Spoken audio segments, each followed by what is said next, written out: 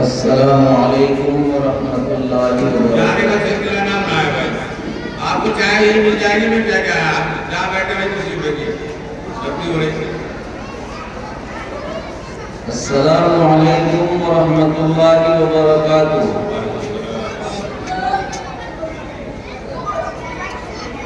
سلام کا جواب بھی بڑی آہستہ ہے، ایسا لگ رہا شاید پہچان رہے ہیں کہ کوئی مولانا صاحب آگے اتنے سال کر رہے ہیں۔ جو اراکین کمیٹی ہے، میں نے پہلے بھی گزارش کی تھی، جو کھڑے ہونے والے حضرات ہیں،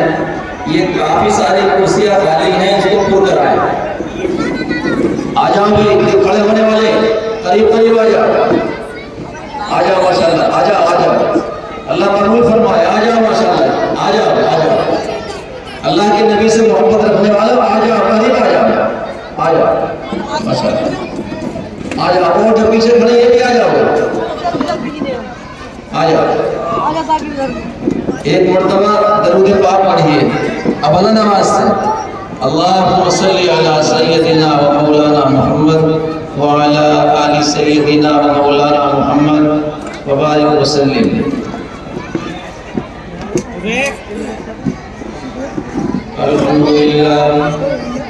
الحمدللہ نحمده ونستعینه ونستغفره ونؤمن به ونتوکل علیہ ونعوذ باللہ من شرور انفسنا ومن سیئات اعمالنا، من یهده اللہ فلا مضل له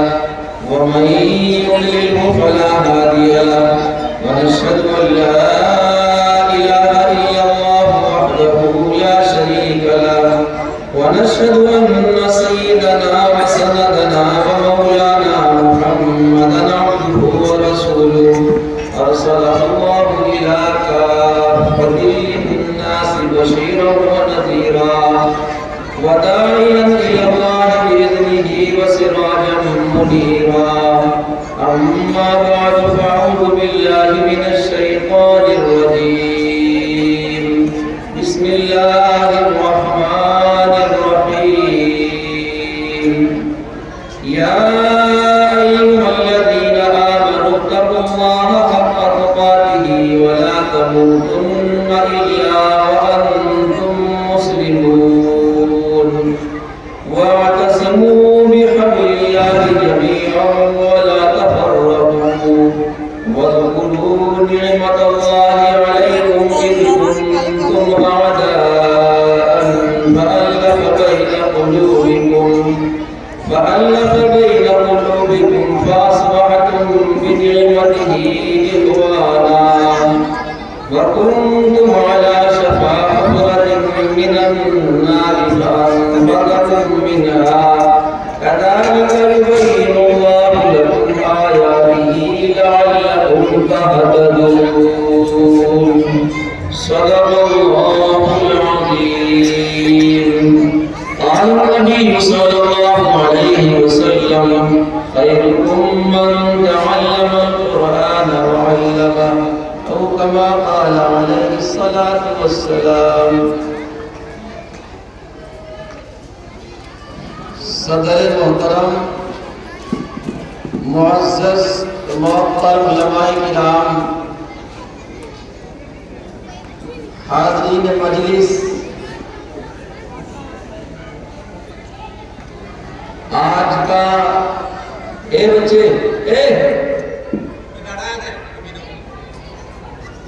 میں اٹھ کے یہیں سے پڑھائی کروں گا تمہاری، جب تک میں بیٹھا ہوں کوئی نہیں بولے گا۔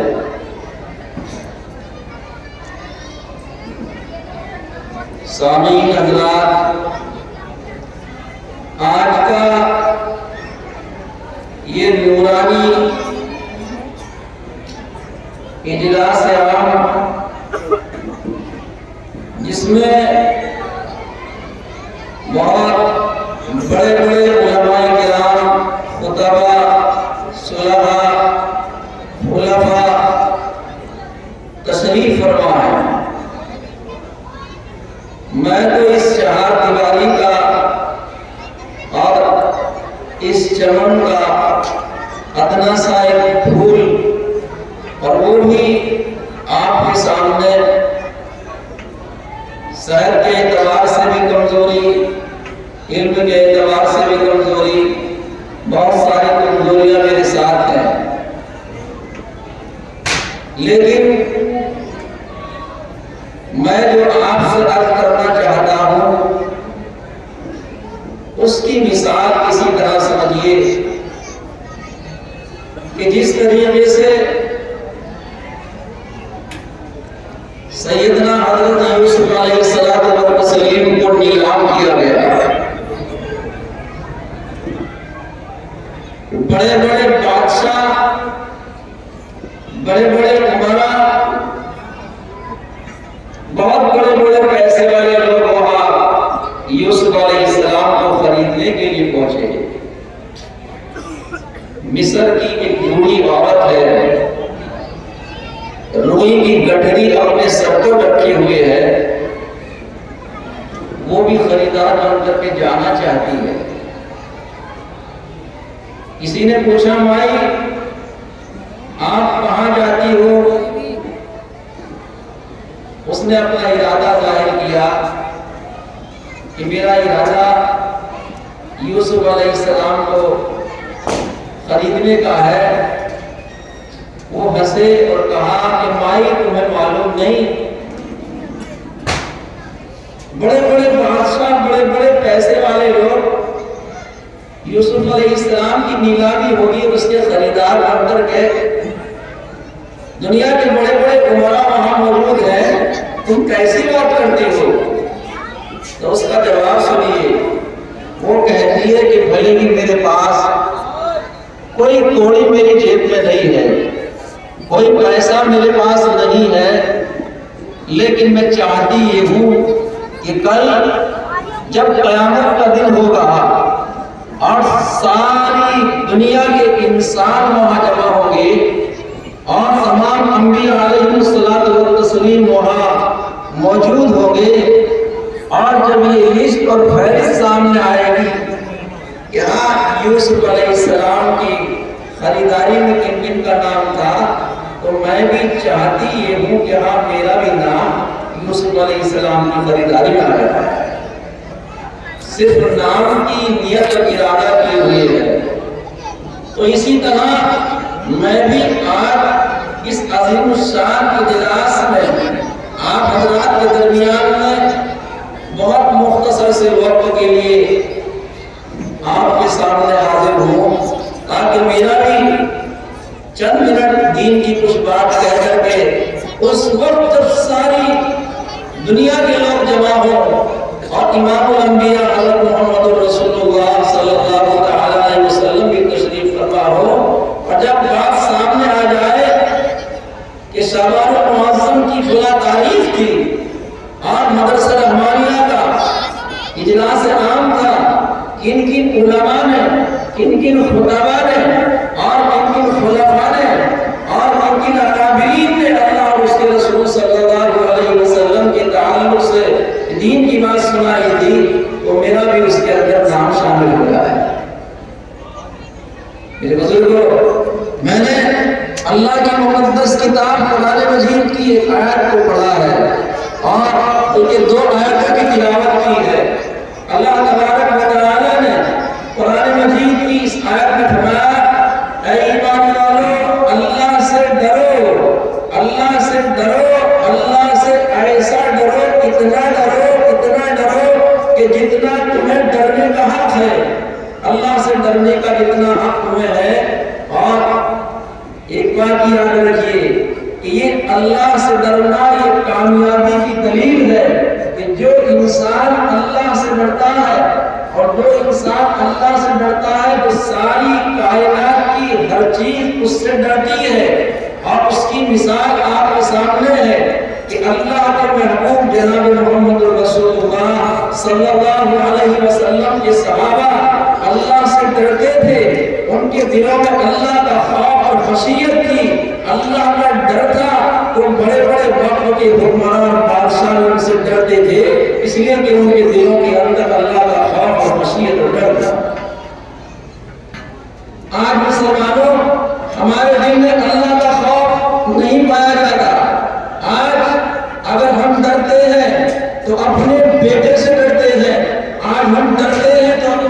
سے ڈرتے ہیں، آج ہم ڈرتے ہیں تو اپنوں ہی سے ڈرتے ہیں، لیکن جس ذات گرامی اللہ رب العالمین سے ڈرنے کا قرآن کریم نے اعلان کیا ہے، آج ہم اس ذات گرامی سے نہیں ڈرتے۔ اگر ہمارے دلوں کے اندر اللہ کا خوف اور خشیت پیدا ہو جائے تو خدا کی قسم ہماری زندگی بن جائے۔ آج اسی وجہ سے جب اللہ کا خوف اور خشیت ہمارے اندر نہیں پائی جاتی تو آج ہمارے بچے شرابی ہیں، ہمارے بڑے شرابی ہیں، ہمارے چھوٹے شرابی ہیں، ہمارے بڑے زانی ہیں، ہمارے چھوٹے زانی ہیں، ہمارے بڑے چھوٹے مل کر کے بدکاریاں کر رہے ہیں۔ اس کی اصل وجہ یہی ہے کہ ہمارے دلوں کے اندر اللہ کا خوف اور خشیت نہیں پائی جاتی۔ ہماری ناکامی کی اصل وجہ یہی ہے کہ ہم نے اللہ کو بھلا دیا اور رسول اللہ کے فرمان کو بغیر طاقت رکھ دیا۔ حالانکہ میرے بھائیوں، اللہ کے لاڈلے پیغمبر رسول پاک صلی اللہ علیہ وسلم کے صحابہ نے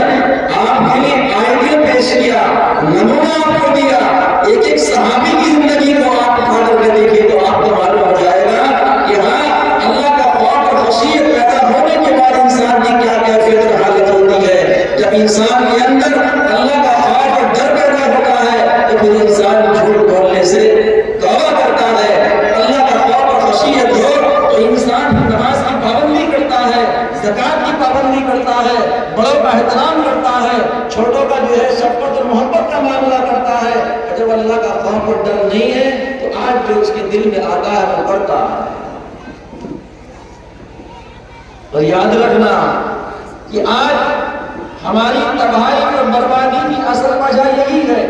آج ساری دنیا ہم پر ہنس رہی ہے، ساری دنیا تماشا دیکھ رہی ہے کہ ہماری عزت کو جو بٹا لگا ہے، ہماری عزت کو جو تار تار کیا گیا ہے، اس کی ذمہ داری ہمارے ہی کاندھوں پر آتی ہے۔ کہ آپ ذرا باریکی سے سوچئے کہ وہ اللہ رب العالمین جس نے آپ کو صحت جیسی نعمت سے نوازا، اولاد سے نوازا، پیسوں سے نوازا، بیوی سے نوازا، عزت اور جاہ مرتبہ سے نوازا، ساری چیزیں آپ اللہ رب العالمین کی دی ہوئی استعمال کر رہے ہیں، اور جب نمبر آتا ہے اللہ سے ڈرنے کا، اللہ کے خوف اور خشیت کا، تو وہاں اللہ کا ڈر ہمارے اندر قائم نہیں جاتا۔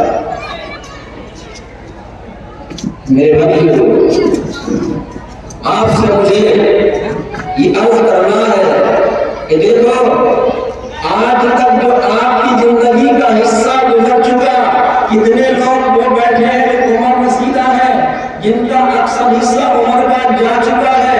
اب بہت وقت کم ہے ان کے پاس کہ وہ کوئی تیاری کریں۔ بچے ہیں، وہ جب بوڑھوں کو دیکھیں گے کہ ہاں اللہ سے دوری بنائے ہوئے ہیں، رسول اللہ سے دوری بنائے ہوئے ہیں، مدارس سے دوری بنائے ہوئے ہیں، نماز سے دوری بنائے ہوئے ہیں، تو چھوٹوں کے اندر کہاں سے اللہ سے ڈرنے کا طریقہ ہے؟ ہم خود تو بگڑ گئے، ان کو بھی ہم بگاڑ رہے ہیں۔ تو میرے بھائیو، اگر چاہتے ہو اپنی اولاد اور نسلوں کو باقی رکھنا، ان کو ایمان پر قائم رکھنا، ان کو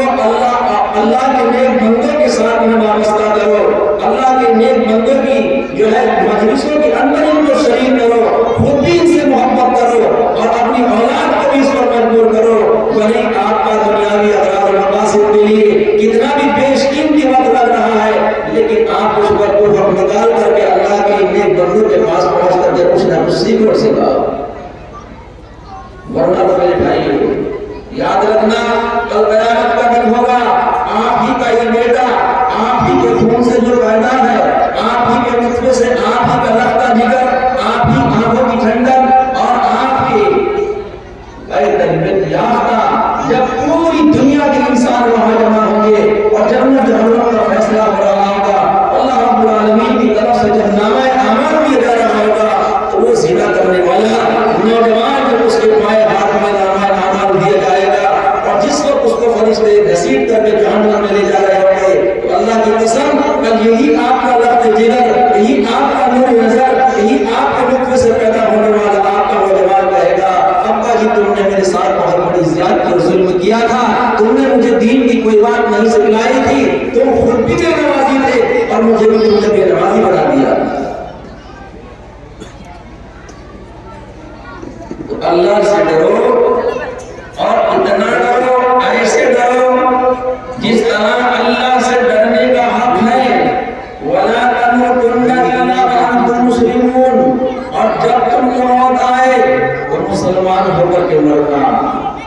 مطلب کہیں ایسا کام مت کرو جس سے مرتے وقت تمہیں کلمہ بھی نصیب نہ ہو پائے اور تمہارا ایمان کے ساتھ تمہارا ایمان کا خاتمہ بھی نصیب نہ ہو پائے۔ اگلی آیت میں ہم جل نمبر کرنے وَاعْتَصِمُوا بِحَبْلِ اللَّهِ جَمِيعًا وَلَا تَفَرَّقُوا، فرمایا اللہ کی رسی کو مضبوطی کے ساتھ پکڑ لو،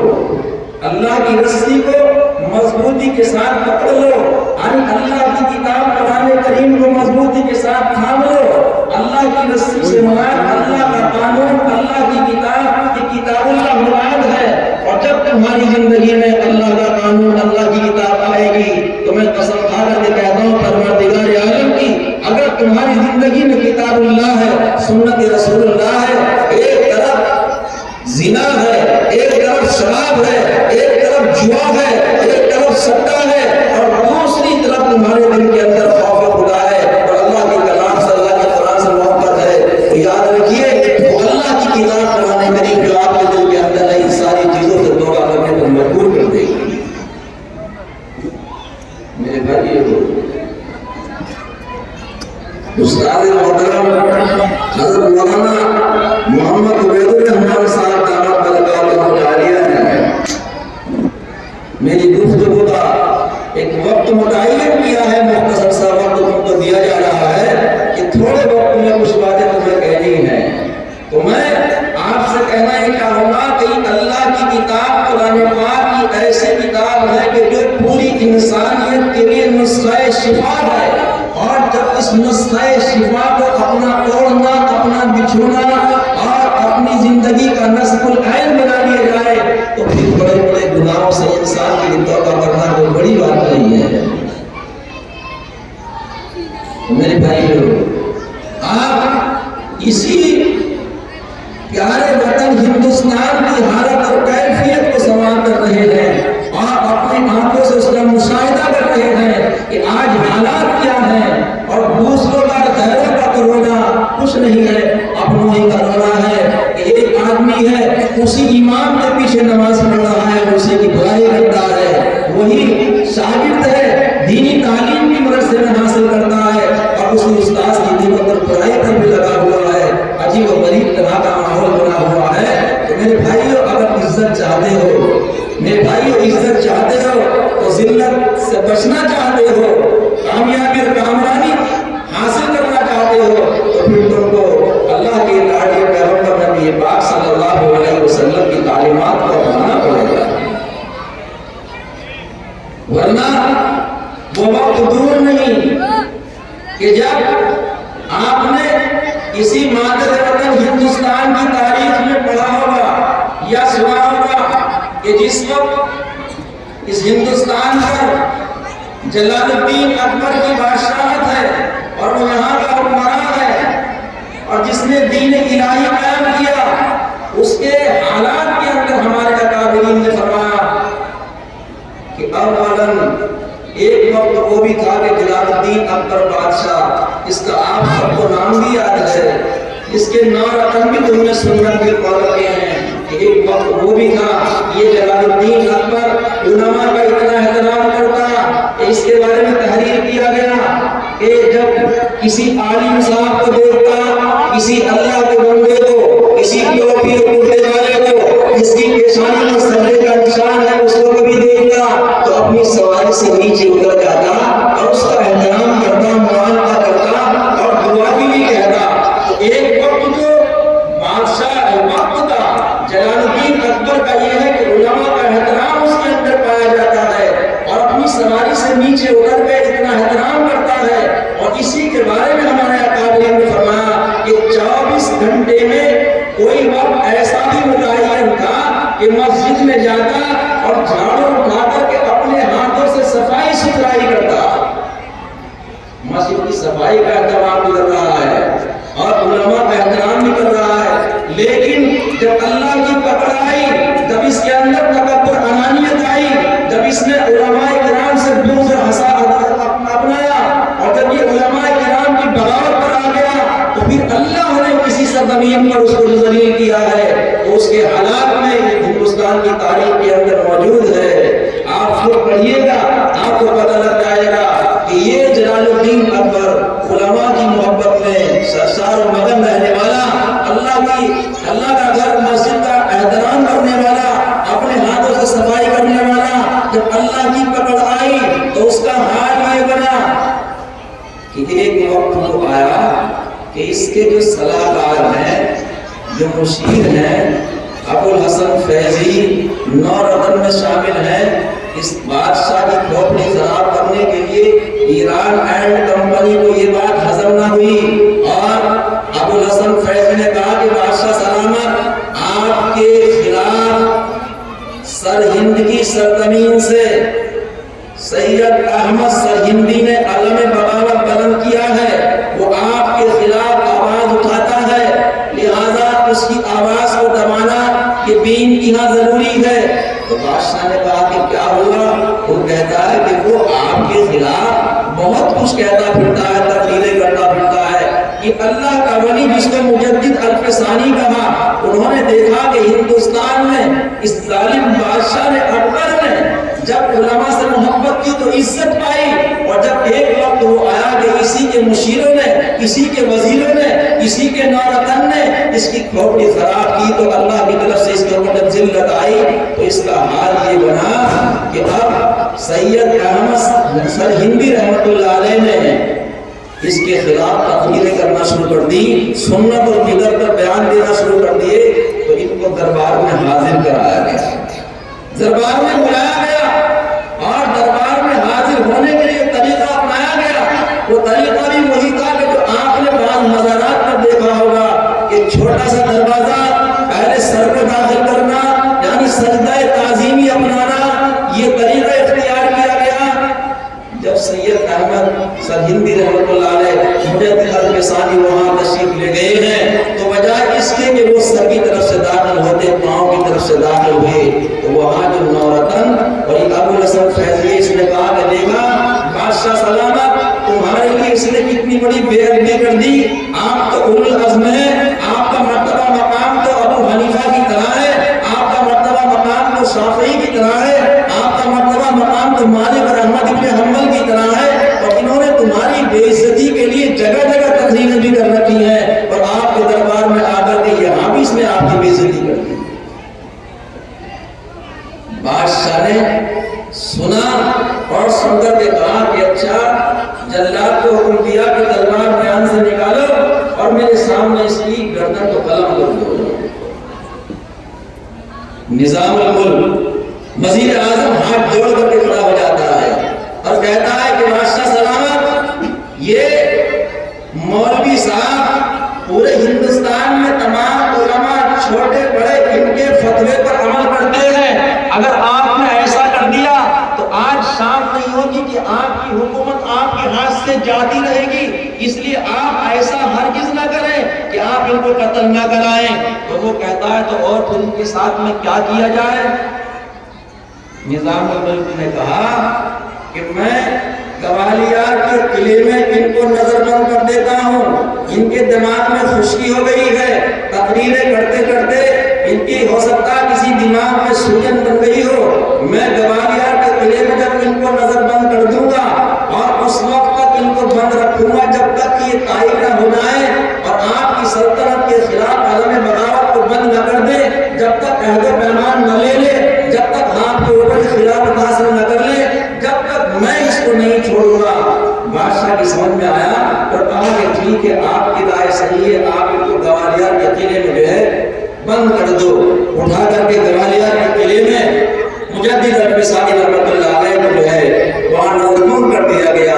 یہ بات پورے ہندوستان میں تمام مدارس میں تمام مساجد میں ہم جیسے چھوٹے چھوٹے ملاؤں کے کانوں تک پہنچی کہ مجدد الفسانی رحمۃ اللہ علیہ کو، ہندوستان کے سب سے بڑے عالم کو، سب سے بڑے مجاہد کو قلعے میں محبوس کر دیا گیا ہے۔ یہ آپ کی طرف بجلی کی طرح جب بات پھیلی ہے تو آگے سنیے، معبد خان جس کی حکومت، جو گورنر تھا کابل کا، جو گورنر تھا پشاور کا، اس کے کانوں میں یہ بات پہنچی، اور بنگال کا گورنر خانہ اس کے کانوں میں یہ آواز گونجی، اور پنجاب کے گورنر خان اعظم کے کانوں میں یہ بات گونجی۔ تینوں گورنروں نے آپس میں مشورہ کیا، اپنی فوج و سپاہ کو لے کر کے جہلم کے قریب پہنچے اور بادشاہ وقت اس جلال الدین اکبر سے جنگ کی،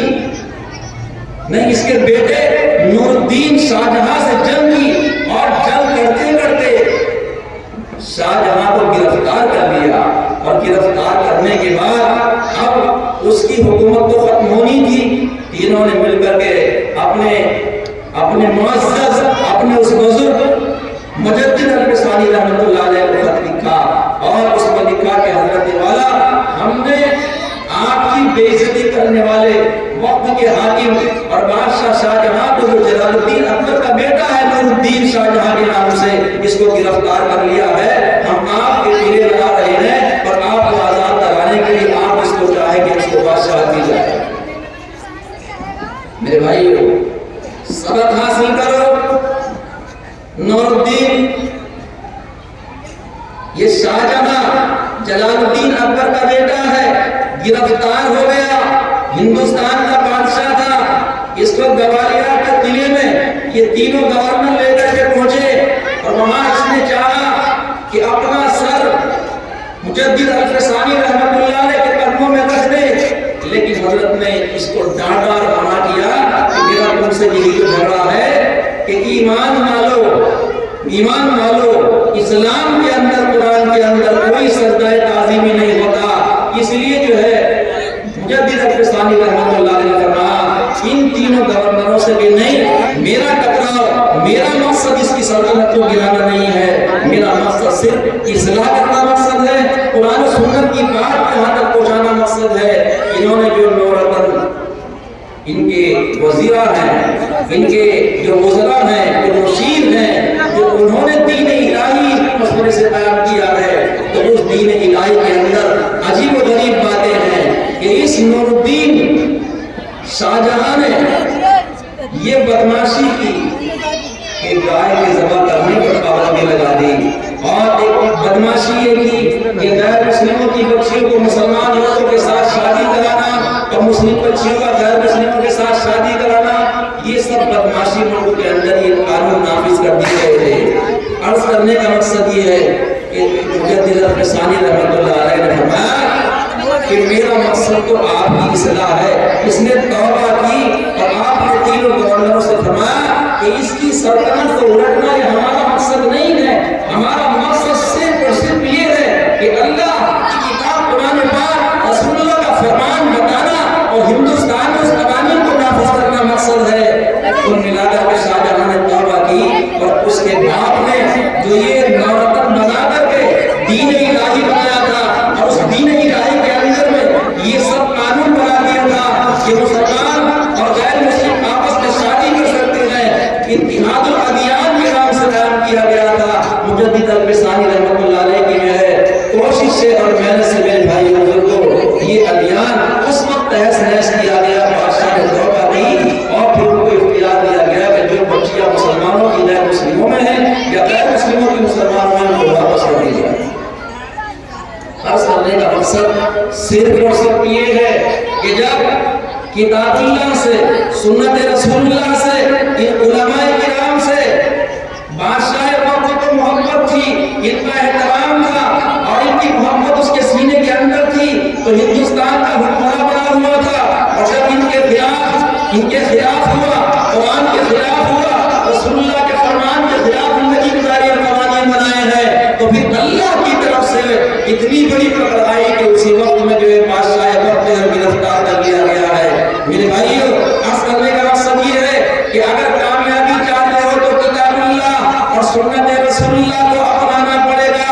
اگر کتاب اللہ سنت رسول اللہ کو اپنایا تمہارا کوئی بال بیگا نہیں کر سکتا۔ اسی لیے نبی پاک علیہ الصلوۃ والتسلیم کا فرمان سنو، میرے آقا نے فرمایا تھا ایک وقت وہ آئے گا کہ دین اسلام کو، قرآن کو، اس تعلیم کو حاصل کرنا اور اس کو باقی رکھنا ایسا ہوگا، ایسا مشکل ترین ہوگا کہ جیسے انگارے کو اپنے ہاتھوں میں رکھنا، وہ وقت آج آپ کے سامنے ہے۔ اور فرمایا کہ ابھی اسی پر اکتفا نہیں ہوا، جن جن اقوام نے، جن جن ملکوں میں اور جن جن لوگوں نے اور جن جن قوموں نے قرآن کریم سے انحراف کیا ہے، مدارس سے انحراف کیا ہے، مدارس کی مخالفت کی ہے، قرآن کی مخالفت کی ہے، تو آپ دور مت جائیے، آپ خود سوچئے اور آپ تاریخ کی اوراق کو پلٹیے کہ علماء کرام سے پوچھئے، مجھے یاد پڑتا ہے آپ نے بھی سن رکھا ہوگا، آپ نے بھی پڑھ رکھا ہوگا، بخارا کو کون نہیں جانتا، سمرقند کو کون نہیں جانتا،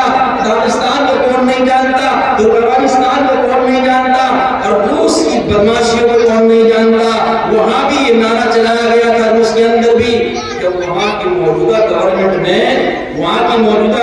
نے یہ اعلان جاری کیا کہ ہم چاہتے یہ ہیں کہ ایسا نصاب، ایسی تعلیم، ایسی کتابیں، ایسی وضاحت جو سرکاری اسکولوں کے اندر بھی ہو اور دینی مدارس کے اندر بھی ہو، یہ قانون نافذ کیا روس کی پارلیمنٹ میں، اس کو پاس کر لیا گیا، اور پھر پاس کرنے کے بعد میں اس کو جو ہے رائج کر دیا گیا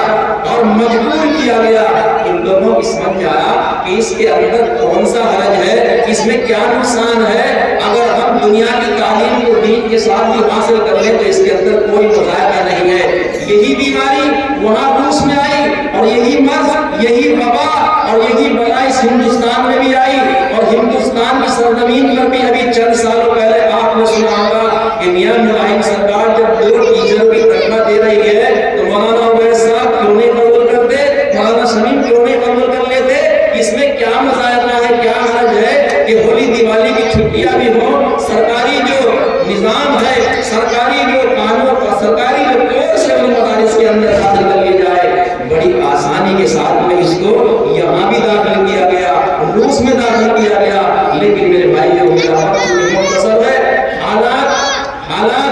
ایسے بگاڑ کی طرف گئے کہ اب جب سرکاری نصاب مدارس کے اندر آیا، جب دنیا کا طلبہ مدارس کے اندر آیا، آہستہ آہستہ قرآن کو اٹھا کر رکھ دیا گیا، آہستہ آہستہ دینی تعلیمات کو کنارے کر دیا گیا، آہستہ آہستہ داڑھی کاٹنے پر جو ہے مجبور کر دیا گیا، آہستہ آہستہ قرآن پڑھنے پر جو ہے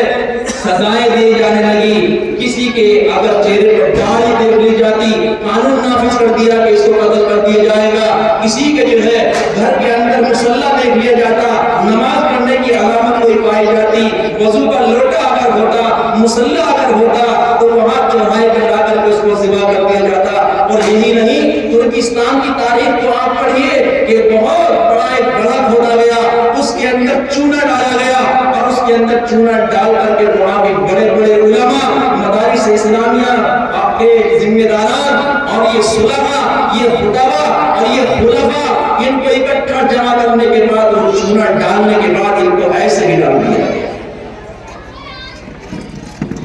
چونے میں ڈالا جا رہا ہے، یہ چونے میں ڈلنے کو اپنے لیے برداشت کر رہے ہیں، آخر کس چیز کے لیے؟ بیوی بچے ان کے پاس بھی ہیں، گھر مکان ان کے پاس بھی ہیں، آج بھی کیا مولانا عبید صاحب تجارت نہیں کر سکتے؟ مولانا عبید صاحب کوئی دکان نہیں چلا سکتے؟ چلا سکتے ہیں، لیکن ان کے بڑوں نے، ان کے باپ نے، ان کے بھائیوں نے ان کو یہ قرآن کی گھٹی میں ڈال دیا کہ اگر نجات چاہتے ہو تو کتاب اللہ سنت رسول اللہ پر قائم رہنا۔ علماء کرام کے ساتھ بدتمیزیاں کی گئی ترکستان کے تعلق سے کہ ان کو چونا ڈال کر اس کے اندر ڈال دیا گیا، اور اسی ترکستان کی تاریخ میں یہ بھی لکھا ہے کہ زند مولویوں کو پکڑ پکڑ کے چوراہوں پر لا کر کے ان کے زندوں کے ناخن نکال لیے گئے، زندوں کی کھال نکال لی گئی، کھال اتاری جا رہی ہے، ناخن کھینچے جا رہے ہیں، اور ان کو دریاؤں میں ڈالا جا رہا ہے۔ آخر کس بنیاد پر کہ رسول پاک صلی اللہ تعالی علیہ وسلم جب دنیا میں تشریف لائے تو اس وقت بھی ابو جہل ابو لہب نے قرآن کی اور اس تعلیمات کی مخالفت کی تھی، اور اس کے بعد بھی آج 1400 سال کی تاریخ میں کوئی سال ایسا نہیں بچتا کہ جب اس کی جو ہے مخالفت نہ کی گئی۔ تو میرے بھائیو، اس مخالفت کو کرنے والے لوگوں کا کیا ہوگا؟ روس کے ٹکڑے ہوئے، اور کتنے حصے وہ ہیں کہ روس کے ٹکڑوں میں اسلامی حکومت بھی قائم ہے، لیکن براہ نام ہے۔ روس کے وہ ٹکڑے، آپ کہو گے پہلی بار ایسی بات مولانا شمیم کی زبان سے سنی، میں نے خود اپنے ان دونوں کانوں سے مفتی شبیر صاحب دامت برکاتہ العالیہ مدرسہ شاہی کے مفتی ہیں، ان کی زبان سے میں نے یہ الفاظ سنے کہ ایک جگہ ایسی بھی ہے مسلم حکومت ہے اور وہاں کا مسلمان ایک مدرسہ بھی وہاں باقی نہیں ہے، مسجد نہیں ہے، وہاں بلڈنگ کے نیچے کا جو حصہ ہوتا ہے جس کو آپ پارکنگ بناتے ہو، وہاں خنزیر پالے جاتے ہیں، اور خنزیر کاٹ کے مسلمان بھی کھاتا ہے، غیر مسلم بھی کھاتا ہے۔ مدارس کی مخالفت کی تو یاد رکھنا کہ مخالفت کرنے والے کا عالم کیا ہوتا ہے۔ دین کے اکیلے یہی ہے۔ میں تو کہتا ہوں کہ مولانا اویس صاحب، مولانا افتخار صاحب جتنے مولوی بیٹھے ہیں، جن کو قوم کہتی ہے کہ چندہ کر لیا، گٹے لگا لیے، چندہ کر لیا، دکان سجا لی، چندہ کر لیا، بلڈنگ بنا لی، ارے ہم یہ کہتے ہیں کہ اگر یہ غلط ہے، ذرا 5 منٹ کے لیے ان کا ہاتھ پکڑ کے سب کو الگ کر دو، علماء کرام کو، اب بتاؤ تمہارا تعلق کس سے وابستہ ہے؟ جیسے بجلی سپلائی ہوتی ہے کسی ٹرانسفارمر کے اندر سے، اسی طریقے سے آپ کے ان کمسن و معصوم بچوں کے دل و دماغ پر قرآن کی تعلیم نازل ہوتی ہے۔ یہ مدارس اسلامیہ کے ذمہ داران ہیں۔ جب ساری قوم سوتی ہے اور آپ لوگ زنا اور شراب کی مستیوں میں مگن ہوتے ہیں، شراب کے نشے میں، زانی زنا کی مستیوں میں جب رات گزارتا ہے، اور رات کے وقت میں یہ وہی لوگ ہیں جو مصلی بچھا کر کے اپنی پیشانی سے اپنے رب کو حاضر کرتے ہیں، یہی ہے جو اپنے آنسوؤں کی لڑی سے اللہ رب العالمین کو جو ہے راضی کرتے ہیں۔ تو میرے بھائیو، مدارس اسلامیہ کی مخالفت میں کبھی زبان نہ نکالنا، یہ دین کے قلعے ہیں، یہیں سے آپ کو امام ملتا ہے، یہیں سے آپ کو مؤذن ملتا ہے، یہیں سے نماز یاد کرنے کرانے والا ملتا ہے۔ اگر مدارس اسلامیہ نہ ہوتے تو تمہیں تو نماز بھی نہیں آتی، نماز کا سلیقہ بھی نہ آتا۔ تو میرے بھائیو، میں نے اللہ کی کتاب قرآن کریم کی آیت ابتدا میں پڑھی تھی، ایمان والو اللہ سے ڈرو، اللہ سے اتنا ڈرو، ایسا ڈرو کہ جیسے اس سے ڈرنے کا حق ہے ویسے ہم ڈر نہیں رہے۔ مسجد میں ہے تو مسلمان ہیں، مسجد سے باہر نکلے تو ہم بے ایمان ہیں، باہر جا کر کے ہم کیا نہیں کر رہے ہیں، آپ سب کچھ جانتے ہیں، یہ آپ کے سامنے سارے حالات ہیں۔ تو میرے بھائی بزرگوں، یہ مدرسہ رحمانیہ جو ایک دین کا ایسا مضبوط قلعہ ہے کہ جس مدرسے سے الحمدللہ آج بھی آپ کے سامنے دستار فضیلت کے لیے کچھ طلبہ آنے والے ہیں، اور جن کے سروں پر ابھی دوپٹہ رکھا جائے گا، اور جن کو جو ہے دستار فضیلت سے نوازا جائے گا، یہ آپ ہی کے کمسن معصوم بچے ہیں۔ میرے بھائیو، ان کے اخراجات کے لیے یہ وہی بچے ہیں جن کو اللہ کے پاک پیغمبر نبی پاک علیہ السلام نے فرمایا کہ اللہ کے نبی کے مہمان ہیں، اور یہ وہ ہیں، یہ وہ مہمان رسول اللہ ہیں کہ جن کے لیے سمندر کی مچھلیاں بھی دعائیں مغفرت کرتی ہیں، اور فضاؤں میں اڑنے والے پرندے بھی ان کے لیے دعائیں مغفرت کرتے ہیں، اور جنگلات میں رہنے والے درندے بھی ان کے لیے دعائیں مغفرت کرتے ہیں۔ تو میرے بھائیوں بزرگوں،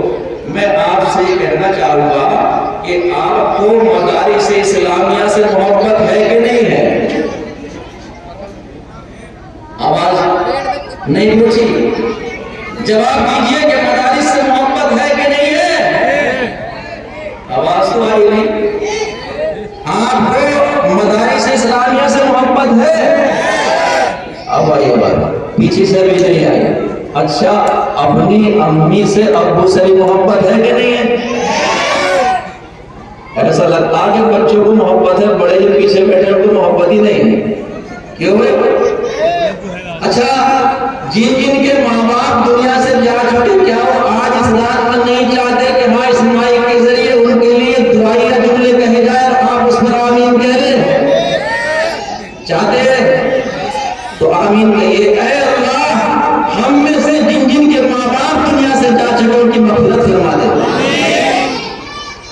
آواز پیچھے سے کم آ رہی بھائی۔ جن کے ماں باپ دنیا میں ہیں، اللہ ان کی عمر میں برکت عطا فرما دے۔ اچھا، ماشاءاللہ، تو آپ جنت میں جانا چاہتے ہیں کہ نہیں جانا چاہتے؟ ہاتھ اٹھانے کا وچہ ایک بات میں بھی ایسا نہ رہے، ماشاءاللہ بھی کوئی ہاتھ نیچے نہیں کرنا، سب جنت میں جانا چاہتے ہیں تو آمین کا ہے اللہ ان سب کو جنت میں پہنچا دے۔ آج ہی پہنچو یا خود کے پہنچو گے؟ ابھی اور رہنا چاہتے ہو، جانا چاہتے ہو؟ رہنا چاہتے ہو، اچھا۔ مدارس اسلامیہ سے محبت کرنے کا تقاضا یہ ہے کہ دیکھو، جب آپ کو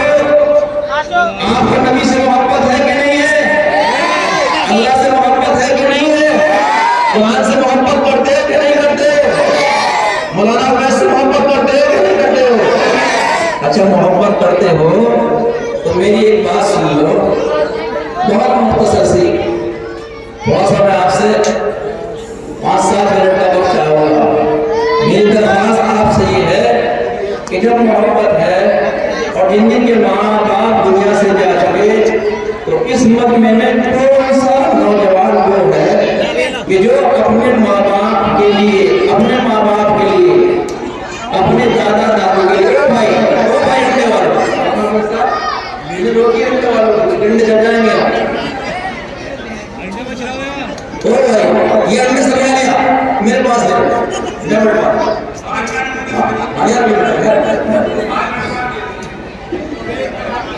ہاں بھائی،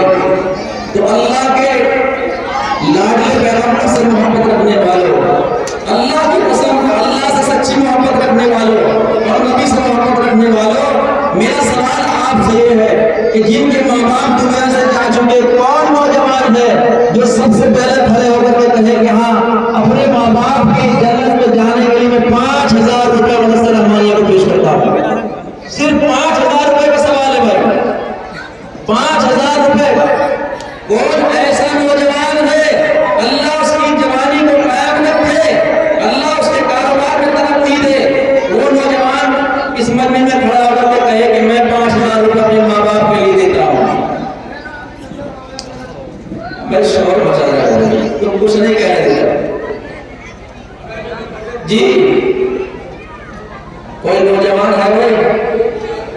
5,000 روپے زیادہ ہے؟ دیکھو ماشاءاللہ ایسا لگ رہا ہے کوئی صاحب آ رہے ہیں پیچھے سے، آ رہے ہیں کوئی صاحب؟ صرف 5,000 روپے اپنے باپ کے لیے یا اپنی ماں کے لیے یا دونوں کے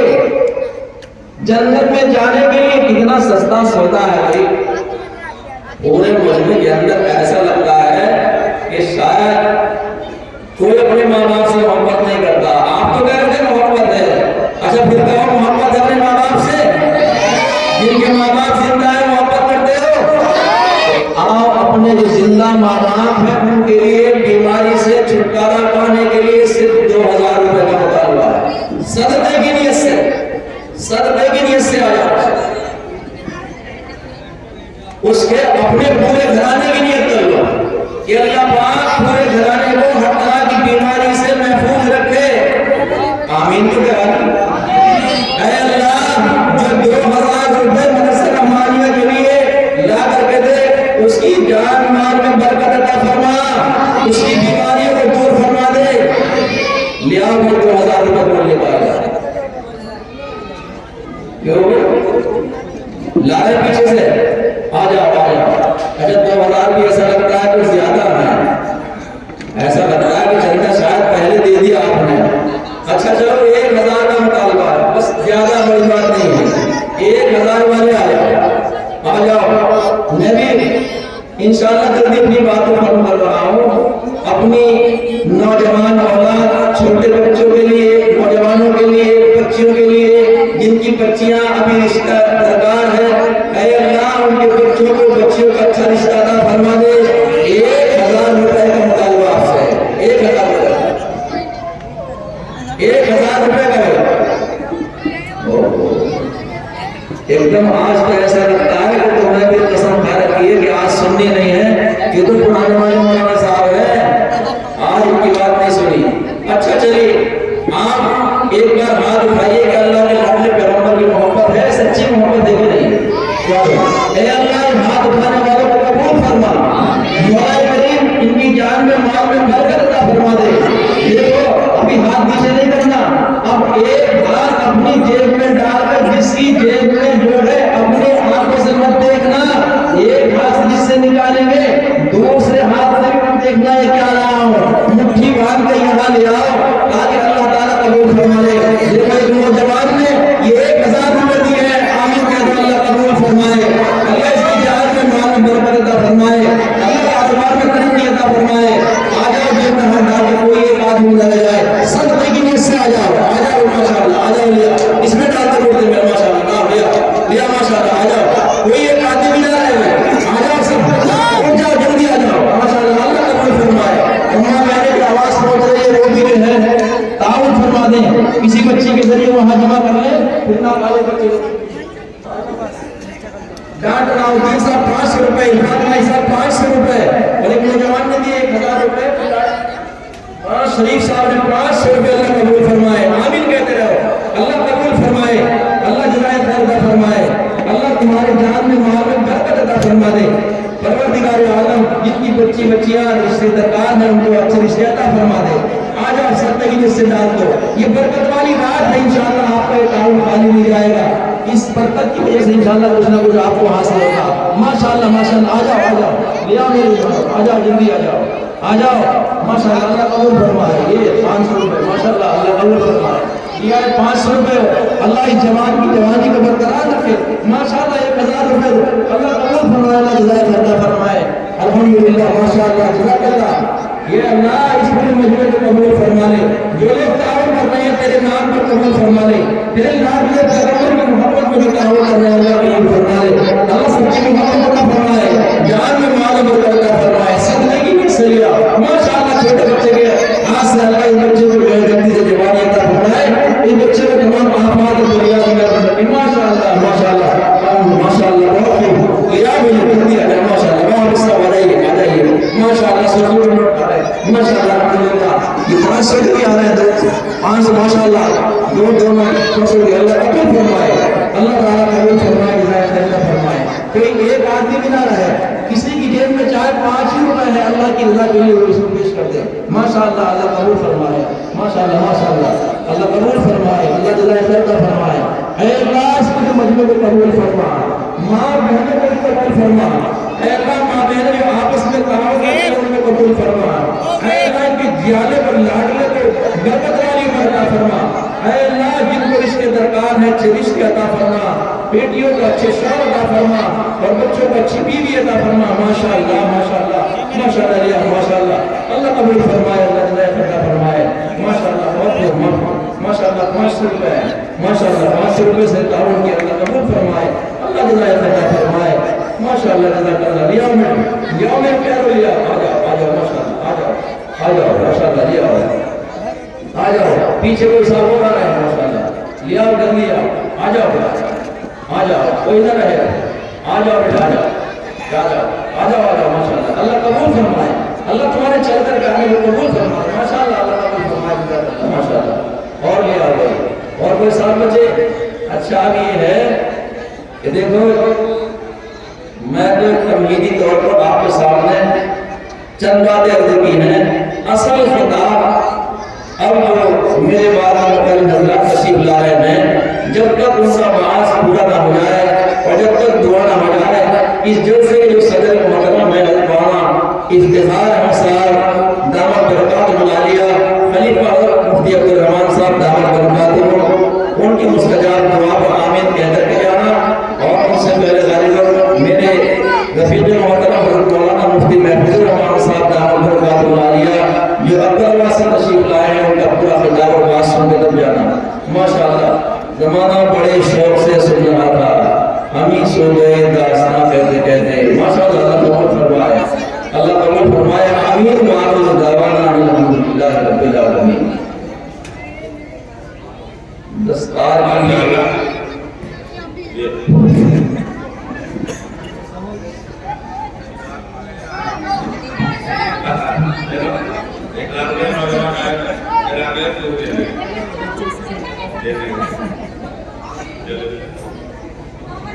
حضرات جو بچے نظام حضرت بھائی نے 2000 روپے